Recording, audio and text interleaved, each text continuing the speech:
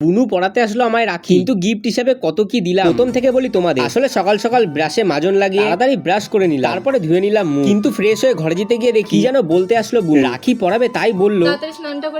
সেই কথা শুনে চান করার জন্য বেরিয়ে গেলাম আমি। যাই হোক, চান ফান করে ফ্রেশ হয়ে চলে আসলাম ঘরে। তারপরেই চলে আসলো রাখি নিয়ে বুনু। তারপর রেডি করে নিয়ে সব বসলো আর খুলে নিল রাখি। তারপরে নিয়ম হিসাবে কি করছে জানি না। আচ্ছা, এমন অনেকে দিদি বোনরা রয়েছে যাদের দাদা এবং ভাই নেই। তোমরা কোনো সময় মন খারাপ করবে না, আমাকে দাদা ভেবে শুভ রাখি বন্ধন অবশ্যই জানিস, আর আমার তরফ থেকেও তোমাদের অনেক অনেক ভালোবাসা রয়েছে। যাই হোক, তাড়াতাড়ি করে পরিয়ে দিল রাখিটা, তারপরে খাইয়ে দিল মিষ্টি। আর রাখিটা কেমন হয়েছে কমেন্টে জানিও তো। এবার তোর দাবি কত? 500 টাকা দে।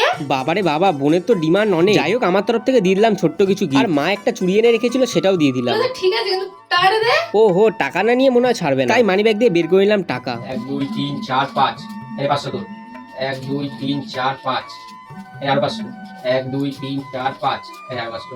ভালোবেসে দিলাম কিন্তু পুরোটাই নিয়ে নিল। এরকম দাদা সবার হোক। পাপাই দা আকাশটা ঠিক করলে না।